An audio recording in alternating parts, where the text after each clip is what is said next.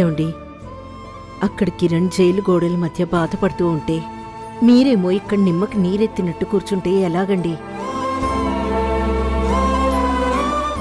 ఒక్కసారి ఆలోచించండి. సొసైటీలో మీకున్న ఇన్ఫ్లుయెన్స్ను ఉపయోగిస్తే వాణ్ణి బయటికి తీసుకురావడం మీకు చాలా తేలిక కదండి. అదేంటండి, అక్కడ కిరణ్ జైలు ఊచలు లెక్క పెడుతూ ఉంటే మీరేలా మౌనంగా ఉండటం న్యాయమేనా? చూడు కిరణ్మయ్యి, నువ్వు వాడికి జరగాల్సిన న్యాయం గురించి మాట్లాడుతున్నావు. నేను వాడు చేసిన పని వలన ఈ ఇంటికి జరిగిన నష్టం గురించి ఆలోచిస్తున్నాను. అయినా పలుకుబడి అంటే ఏంటి కిరణ్మయ్యి? 10 మందిలో గౌరవంగా బ్రతకడమేగా. అలాంటి గౌరవాన్ని తాకట్టు పెట్టి తప్పు చేసిన కిరణ్ని విడిపించమంటావా? జైలు అనేది కేవలం నేరస్తులు ఉండే చోటు కాదు. తప్పు చేసిన వాడు తనని తాను సరిదిద్దుకునే యజ్ఞశాల. వాడు అక్కడ గాలి పీల్చాలి, ఆ ఒంటరితనాన్ని అనుభవించాలి. అప్పుడే వాడికి ఉష కళ్ళల్లో కన్నిటికీ నిష ఆడిన నాటకానికి ఉన్న తేడా అర్థమవుతుంది.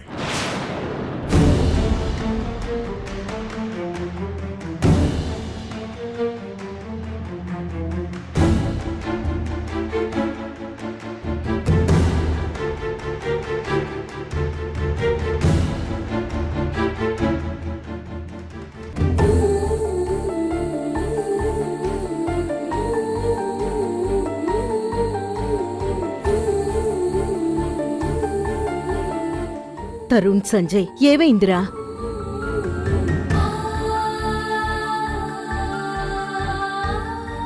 కిరణ్ని కలిసారా? వాడిప్పుడు ఎలా ఉన్నాడు? తిరిగి ఇంటికెప్పుడొస్తాడు?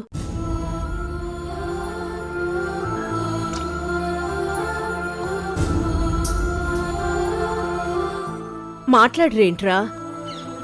వాడు రాడమ్మా.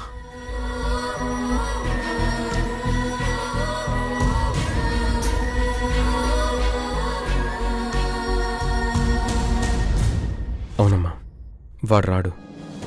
ఎందుకంటే వాడసలు బెయిల్నే వద్దంటున్నాడమ్మా.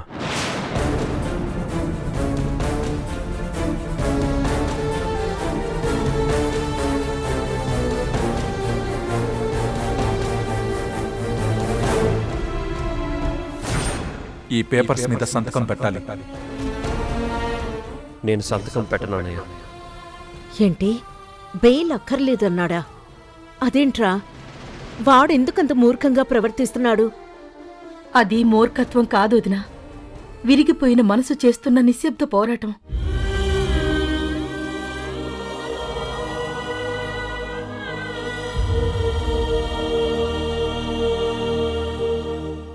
భార్యని ప్రాణంలా చూసుకునే భర్తకి అదే భార్య నుంచి తిరస్కారం ఎదురైతే ఇంతకు మించి ఏం చేయగలడు?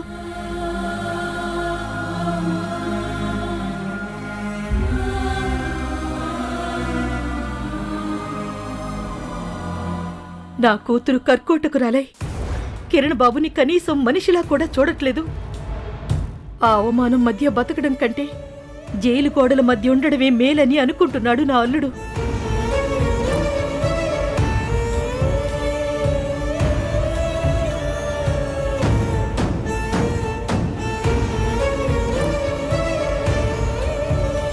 భార్య ప్రేమను పంచితే ఆ భర్త జీవితం స్వర్గం అవుతుంది. అదే భార్య ద్వేషాన్ని చిమ్మితే ఆ భర్త జీవితం నరకం అవుతుంది.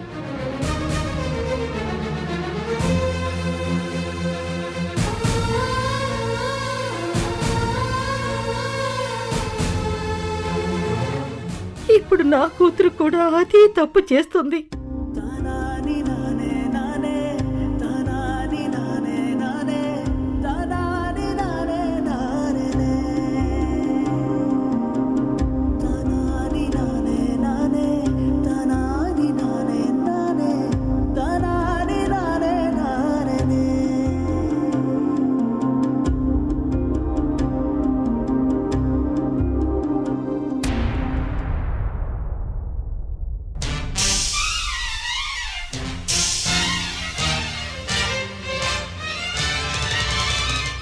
భార్య ప్రేమను పంచితే ఆ భర్త జీవితం స్వర్గం అవుతుంది.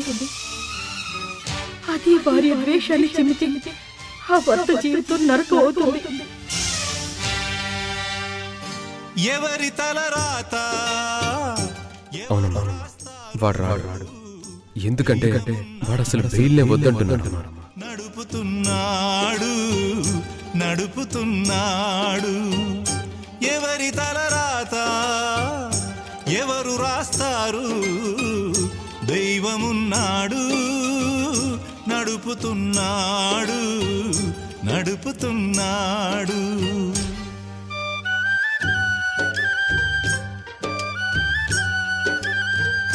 జనన మరణాలు కర్మ ఫలితాలు మార్చగలవారు ఎవ్వరూ లేరు. ఎదురుగా లేని విధి నడగలేక నిస్సహాయులపై నింద వేస్తారు. ఎవరి తలరాత ఎవరు రాస్తారు? దైవమున్నాడు నడుపుతున్నాడు నడుపుతున్నాడు.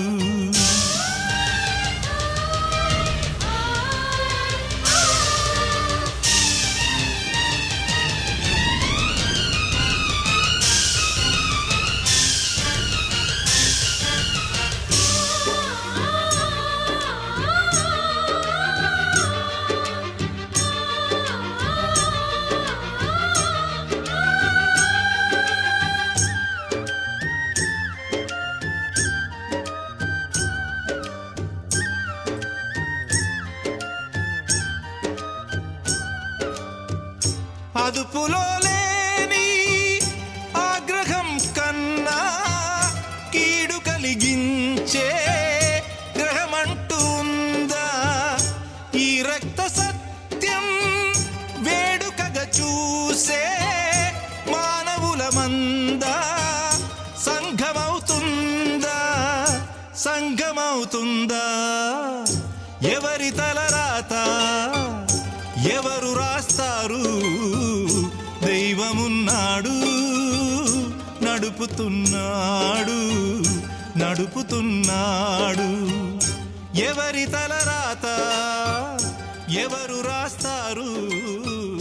దైవమున్నాడు నడుపుతున్నాడు.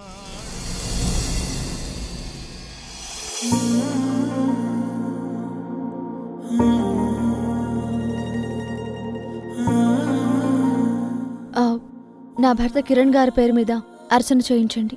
అలాగే అమ్మా.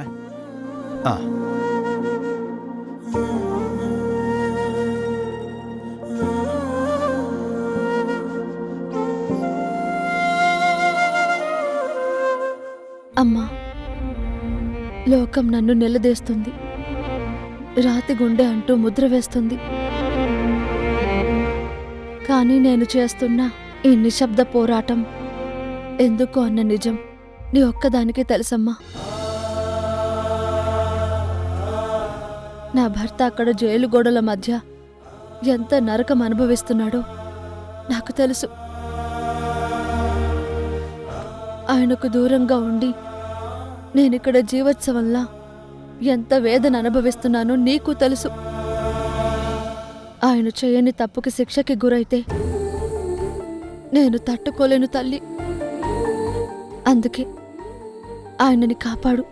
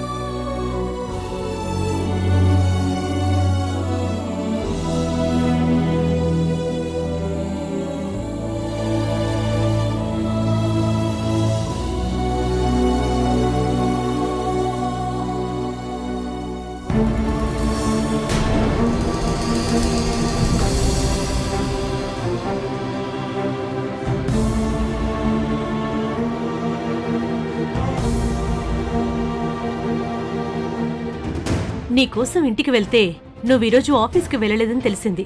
ఆఫీస్కి కాకపోతే నువ్వు వెళ్ళేది గుడికే కదా, అందుకే ఇక్కడికొచ్చాను. బయట ప్రపంచం ముందు భర్తని ద్వేషించే ఉష గుడిలో భర్త పేరున అర్చన చేయిస్తుందని తెలిసి ఆశ్చర్యంగా చూస్తూ ఉండిపోయాను. కిరణ్ గారి మీద నీకున్న ప్రేమ నాకిప్పుడు స్పష్టంగా అర్థమవుతుంది ఉషా. అర్థమైంది కదా, అంతకు మించి నన్నేమడక్కు. నీలాంటి గొప్ప స్నేహితురాలు ఉన్నందుకు ఆనందపడాలో, ఇప్పటికీ నువ్వు పూర్తిగా అర్థం కానందుకు బాధపడాలో తెలియట్లేదే.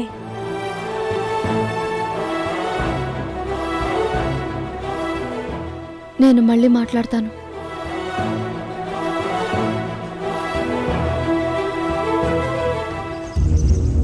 భర్త గురించి నువ్వు పడుతున్న బాధను అర్థం చేసుకుని ఆ అమ్మవారు ఎలాగైనా కిరణ్ గారిని కాపాడాలని కోరుకుంటున్నాను.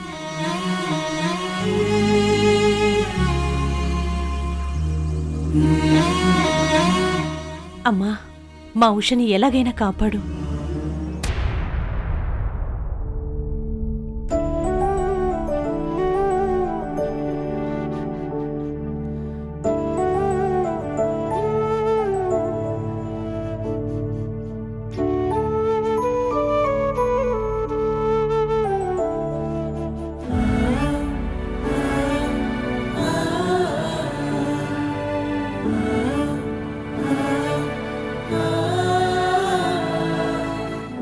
సార్, మీతో మాట్లాడడానికి మీ అన్నయ్య వచ్చారు.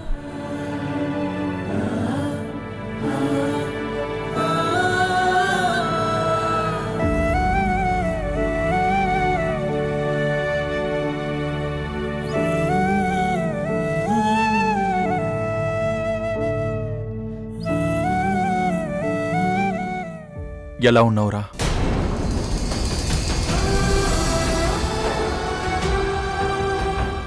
ఇంకా ఎన్ని రోజులురా ఇలా? అయినా నువ్వు ఏం తప్పు చేశావని ఇంకా ఈ నరకాన్ని అనుభవిస్తున్నావు? నేను చెప్పేది విని వెంటనే బెయిల్ పేపర్స్ మీద సంతకం చెయ్యి. నిన్ను బయటికి తీసుకొచ్చే బాధ్యత నాది. కుదరదని చెప్పాను కదన్నయ్య.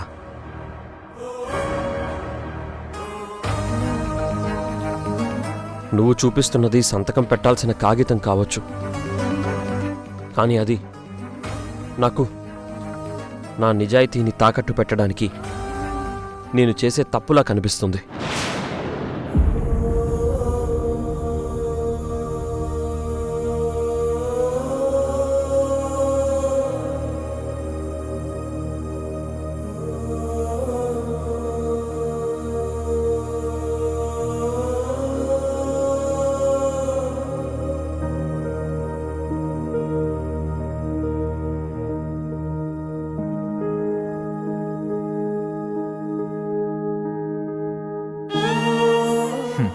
సరేరా, సంతకం నీ ఇష్టం.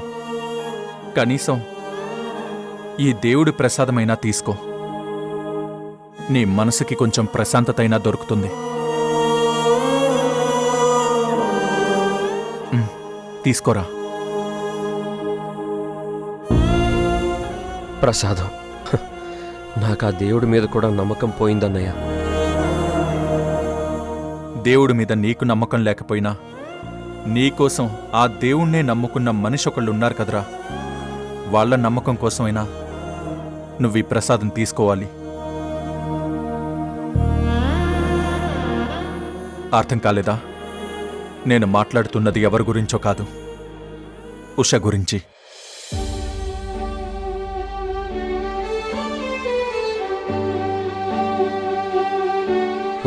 ఉష గురించా? అవునరా, నీ పేరున్న గుళ్ళో అర్చన చేయించిన ఉష ప్రత్యేకంగా నీకివ్వమని ఇచ్చిన ప్రసాదం రా ఇది.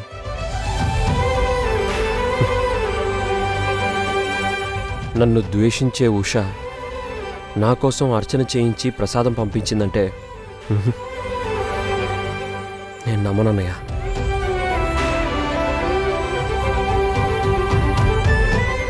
ఇదంతా నువ్వు నన్ను బయటికి తీసుకురావడానికి ఆడుతున్న నాటకం అని నాకు అర్థమవుతుంది. దేవుడి ప్రసాదం విషయంలో అబద్ధాలు చెప్పాల్సిన అవసరం నాకు లేదు.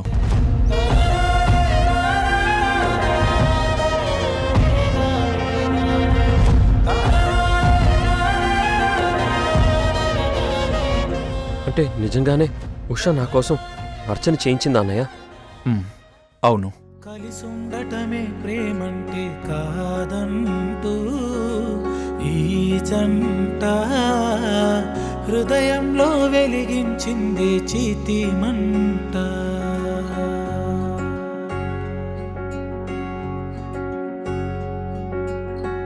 కడదాకా కలిసుండటమే బ్రతుకంటూ ఇది నాకు ఆ దేవుడి ప్రసాదం కాదన్నయ్య. ఉష నా కోసం పంపిన ప్రేమ. జీవిస్తామన్నది దేవుడి కోసం కాదు, ఉష కోసం ఆనందంగా తింటాను. ఓ గాలికేమో ఊపిరిచ్చి ఆశలకు ఆయువు ఇచ్చి మరణాన్ని మనసారా ప్రేమించి మౌనానికి మాటలు ఇచ్చి చీకటికి చూపులు ఇచ్చి ప్రేమ కొరకు ప్రేమగా జన్మించి కలిసుండటమే ప్రేమంటే కాదంటూ ఈ జంట హృదయంలో థ్యాంక్ యూ అన్నయ్య. చితిమంట. కడదాకా కలిసుండటమే బ్రతుకంటే కాదంటూ కథగా జీవిస్తామంది జంట. ఓ మలుపులుంటాయని తెలుసు, ముగింపుంటుందని తెలుసు, ముగింపుతో మొదలయ్యే ఈ కథ ఎవరికి తెలుసు. బ్రతుకు ఉంటుందని తెలుసు, చావు ఉంటుందని తెలుసు, చావులో బ్రతకడమన్నది ప్రేమికులకే తెలుసు. ఆ త్యాగమే చలించెనే, చేసిన త్యాగానికి ఈ ప్రేమనే తరించెనే. ఈ ఇద్దరి ప్రేమకి కలిసుండటమే ప్రేమంటే కాదంటూ ఈ జంట హృదయంలో వెలిగించింది చితిమంట.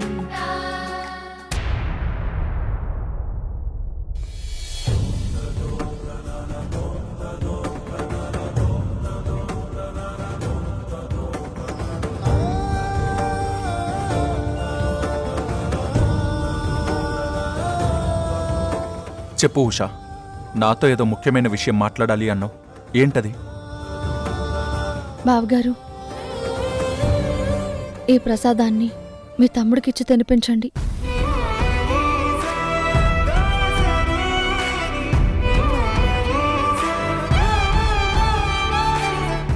నమ్మలేకపోతున్నాను ఉషా. నువ్వు కిరణ్ కోసం పూజ చేయడం, ప్రసాదం ఇవ్వడం నిజంగా నేను నమ్మలేకపోతున్నాను.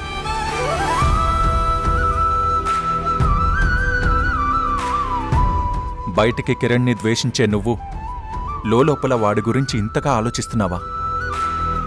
నమ్మాలి బావగారు. భార్యలో భర్తని శాసించే అధికారం మాత్రమే కాదు, ఆపదలో అండగా నిలిచే అమ్మ కూడా ఉంటుంది. ఆయన చేసిన తప్పుకి నేను శిక్ష వేయొచ్చు, కానీ విధి ఆయన్ని బాధ పెడుతుంటే నేను చూస్తూ ఊరుకోలేను. తప్పకుండా ఈ ప్రసాదాన్ని కిరణ్కి ఇస్తాను. ఉషా, ఆఫీస్కి వెళ్తానని చెప్పి వెళ్ళావు, ఇంకా ఇక్కడే ఉన్నావు, ఏమైంది ఉషా? ఏం లేదమ్మా, బయలుదేరుతున్నాను.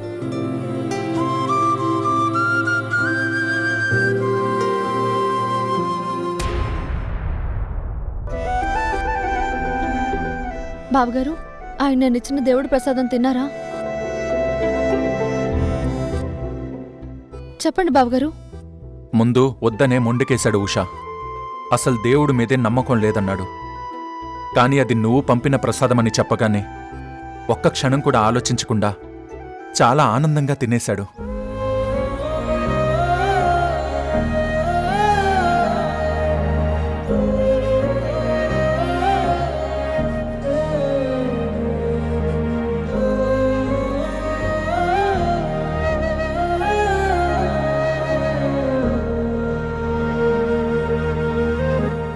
నాకు ఇంకో సాయం చేస్తారా? హ, ఏంటి ఉషా అది? ఈ విషయం ఇంట్లో వాళ్ళకి మాత్రం తెలియనివ్వకండి. ఎందుకంటే ఈ విషయం తెలిస్తే వాళ్ళు మా సంసారం గురించి మళ్ళీ లేనిపోని ఆశలు పెట్టుకుంటారు. అది నాకిష్టం లేదు. సరే ఉషా, నువ్వు చెప్పినట్టే ఈ విషయం ఎవరికీ తెలియనివ్వను. థ్యాంక్ యూ బావగారు. మ్.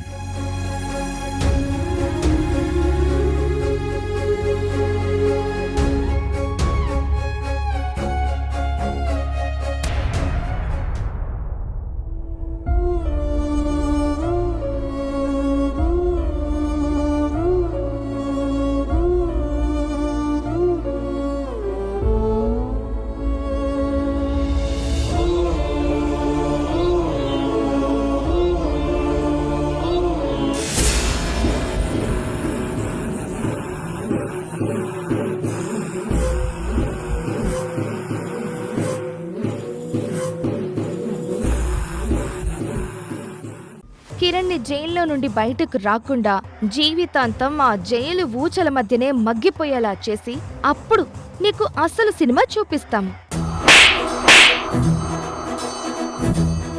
ఈరోజు జరిగింది గుర్తుపెట్టుకుంటా. ఇక నీ అంతు చూసేదాకా నిన్నొదిలిపెట్టను. ఇంకొక మాట మాట్లాడితే నీ పైన కూడా చేయి చేసుకోవాల్సి వస్తుంది. జాగ్రత్త. తొందరలోనే ఉష మీ బిడ్డకు తల్లి కాబోతుంది.